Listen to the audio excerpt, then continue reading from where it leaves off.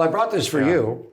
He did. This is Guy Haberman gave me this. Guy Haberman has good merchandise. So it's now. 262, which is the guy. It's also the number of wins Justin Verlander has. So he's 38 away from 300. But for our guy, it's Brock Purdy. We'd hope, Giants fans will hope that number Goes to 300. You think he'll stay long enough to be a... Well, at least they hope that it doesn't stay at 262. We'll have to get a new hat every time he wins a game. It changes. But Brock will be forever 262. 262. And the evolution of Brock, and we saw it from, literally his first OTAs, the first training camp practices, his first preseason game against the Packers when he had the game winner going to his right, the 2-point conversion, the way he ran the clock down, then going to Minnesota and those joint practices in Eagan. And I remember watching him on the field standing behind the offense with Mike Shanahan. And Mike's a little guy, played quarterback, and I'm smaller than both, but I'm like, how does Brock see?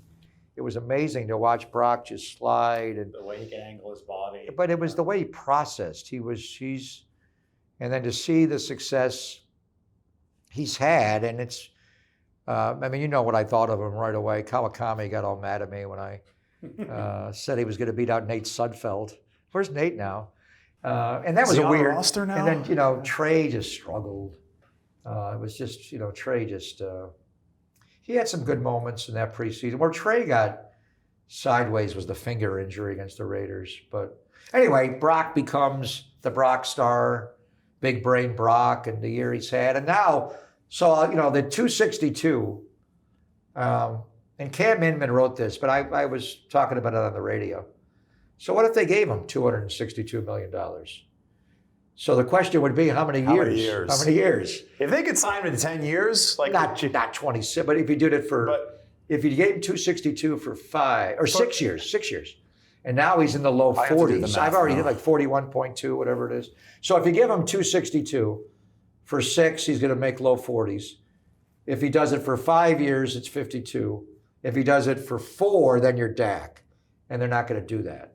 So the question would be, Dak. Over 4 would be 65.5. Yeah, they're not going to do it. So it's just a fun number because he was the last pick in the draft. He's Mr. Irrelevant. They're not going to do it, but it would be. And I know how much you believe in him, and I do too. But I think there's reason to be a little concerned about his play this past year. I think Brock would tell you, and I know obviously not having McCaffrey and not having Ayuk for most of it, and Debo being largely ineffective. What did they score? 40 touchdowns together in 23. What did they get to last year? 3? I think it was 3 between those most guys. of the year it was 2. Yeah. McCaffrey, none. Ayuk, none. Debo had the one early and the one in Seattle, and then got one later against Miami. So anyway, but he for the first time, he made poor choices at times where the ball should go. And no matter who your 5 eligibles are, you still got an X, a Z, an F, a Y, and a H, and guys are open. Like the play, and I think what was concerning a little bit, and when they go through the season, and Brian Greasy and Clay and Kyle, they look at every frame, every snap. The way the Minnesota game went, how it was difficult for him to read that defense. And they were a great defense. Especially early in the season. Early in the year. But he had seen them the year before, going there for the Monday night game. And there was one, he was having a hard time deciphering who was coming, who wasn't. It was hard. The one play where it's first and goal on the 5-yard line, and he boots to his left. And he's got Ayuk wide open in the left corner. And he was on the right hash, whereas where the ball was, the roll went left. I remember the play. It was right. Remember, they went for it on 4th down to Jennings, and it got slapped away. But the play on 1st down, where he just needed to get the ball out of his hand, whether he couldn't see it or he wasn't comfortable flipping his hips and his shoulders, and that play, I'm picking out moments, but there were some of these in just about every game. The Ram game, when the big comeback, and remember Ayuk was wide open when they busted the coverage. And week 3, right? Week 3. Yeah, they lost week 2. Now if Ronnie Bell catches the ball, then you're not talking about it. Kick a field goal, we win. But he had Ayuk. We could see it from our vantage point in the end zone there, and he just didn't pull the trigger on it. It just didn't seem that the rapport with Ayuk, which had been top-notch in 2023 Totally. was there. Oh, there was, which leads to like, so our broadcast booth, and I watch them all back on the All 22, but sometimes even the quality of the tape is just, you don't see enough as when you're doing it live. So we were doing a game in Washington. What was it? New Year's Eve. They won that game. Philadelphia lost to Arizona, and we won the #1 seed. Remember that game?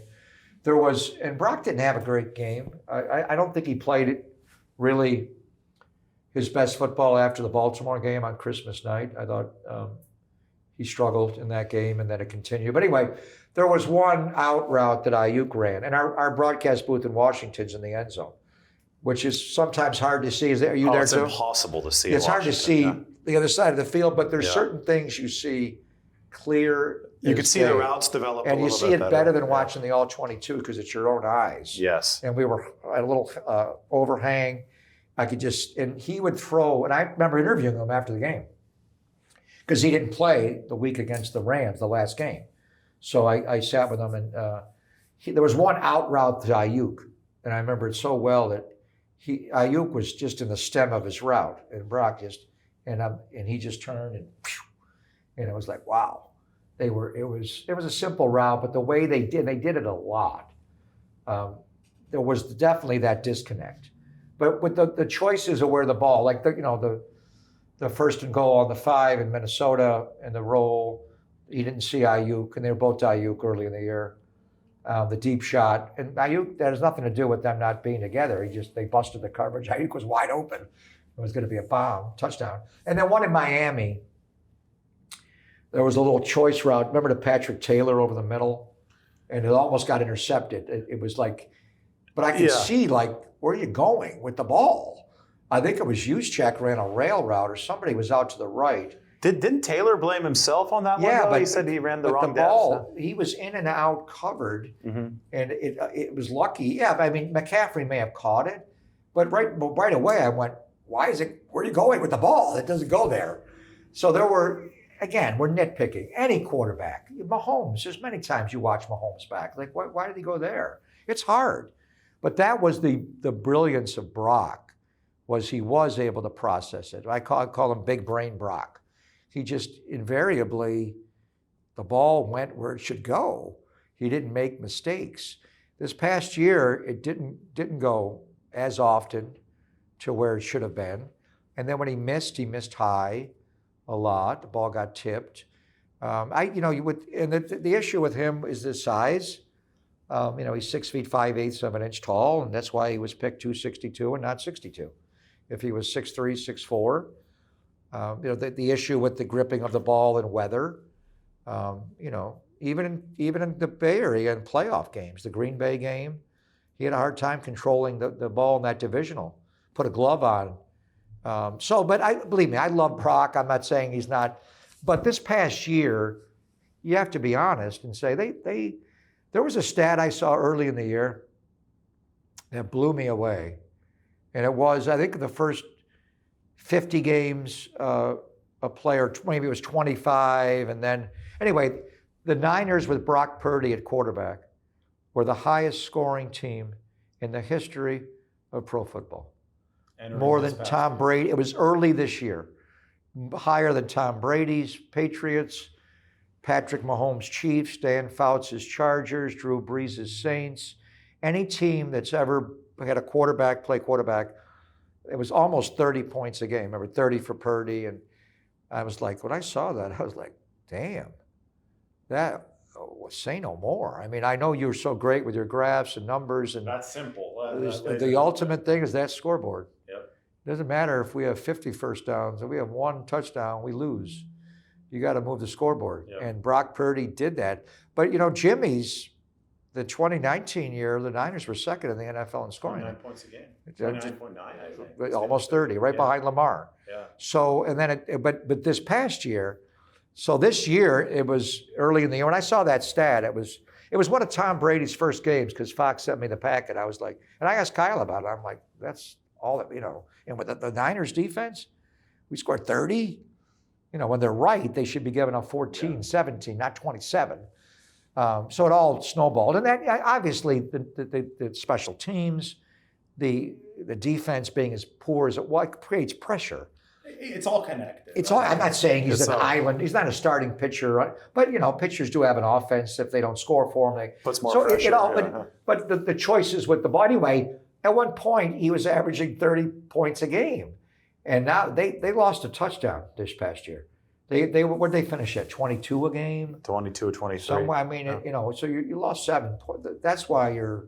So I'm not. So my thing with him is let's see what they do. I think they'd like to get him signed to a deal, but you got to give him $262 for 4 years, 5 years. If you get him for 6 years, and now it's a workable number, because that number, I remember asking you, like, what's the franchise tag number for quarterbacks? These guys are all making 60, 55.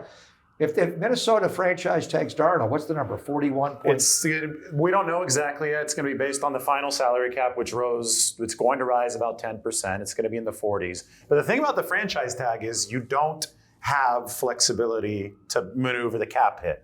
The way that the 49ers, You take it. Yeah, it You is. spread the money out. It is a Yeah, firm right. price. Right. And the Niners have been surfing this salary cap wave so well. Them Right. and the Eagles have been doing it so well. And somebody who's also done it really well with their quarterback are the Chiefs. The 10-year deal for Mahomes, I'm still shocked that he chose to bound himself to team control. But this was for 10 after years. he won a Super Bowl. Yeah, no. He beat us in 19. No, but I thought Well, you don't in want- general, a QB is going to want a shorter deal so they can hit free agency But sooner, right? Yeah. and I remember talking to Lee Steinberg. He was my agent. Lee's the one that did that deal. I remember talking I was blown away. He also bought a piece of the Royals. He wanted to really. He really wanted to And I entrench think himself in they've Kansas obviously City. redone that deal a little It's bit. open to be redone, Right. and the quarterback always is going to have the leverage to walk away and say, redo my deal, or else I'm not showing Now up. you're not So proposing the Niners sign Brock to a 10-year contract. I think that because you don't have, as long as it's not fully guaranteed, you would love to have that team control because you can hit the spread out eject button 262 anytime. over 10. Yeah, well, then they'd be really happy. Yeah, But we're simplifying. here's it, the glory of the deal for the Chiefs with Mahomes. After 2 or 3 years, they could have moved on from it at any point. I'm not saying they want to, nor will they want to, but Yeah. they have contractual control over the player at Right. essentially no cost. It would shock me if Purdy would be okay with signing a 10-year deal. I think Purdy would want to No. sign something shorter to hit free agency soon. Probably, Yeah. but also his salary does jump. One of the great things that people don't understand, because I get this all the time, he is under contract for next year. He's not a free agent. His salary does jump from what 1.1 to 5.2 because he made the Pro Bowl last year. So he is going to make a salary. I mean, we'll see how they play it. But that's that franchise tag mechanism for next year, and it would be higher, obviously, than 41.2. Right now it'd be whatever it would be. But it's not 50, 60 million dollars. I would, he's played so few amount of games. Would you want to have a little more intel on him? My thoughts on him have changed. I still love the guy, I'm not saying that, but it was almost like, who is this guy? Like he's a robo quarter. He's like a computer generated brain chip that just throws the ball where it's got to go. It's like Kyle, just programmed his brain and the ball goes there, it goes there. Last year, he didn't throw the ball where it needed to be to a degree where would you rather have another year of intel? My main thing when I look at that is they were still really good against zone last year, and it was the splits against man coverage, which generally I think is You blame very that on much the route outside. runners? Yeah, very much Yeah. outside. They had the lowest separation numbers Well, in the without entire a league. doubt, yeah. So I just think that there are cascading effects, and it's very hard to determine, okay, this is this guy's fault, and this is because it's a team sport. And we just talked for an hour and a half about how beautiful this sport is because there's so many variables that we have to address. But when you invest those So- kind of dollars on someone, you really have to be absolutely positively Sure. sure. And I think even after the Super Bowl, he played very well enough to win the game, but there's throws that third down McDuffie blitz. If he makes the proper read and gets the ball out against that blitz, and Spags knew to blitz him inside because of the size. So we'll see what they love the guy. If they can get a workable number they feel comfortable with, then maybe they do that. But I don't think they're in a position where they got to rebuild an entire defense. And what's that going to cost them to do that? We were talking about Myles Garrett. You put Myles Garrett on this team, it's a game changer. But how do you do that? In draft pick compensation, and then do you have to redo his contract? And now, do you really want to get in the market where you're giving the quarterback those kind of dollars? I mean, you can kick the can down the road another year before you have to commit to him. Now, how is he going to handle that if you do that? I'm not saying, this is my opinion, is that for the first time you have, the team did not perform as well this year with him. You have to be honest about that. And you can say, well, McCaffrey got hurt, Ayuk got hurt, Tebow wasn't playing well, Trent was out. That's all true. But, the facts are the facts. You see it with your own eyes that the ball didn't go as frequently where it needed to go. Is the only point I would make.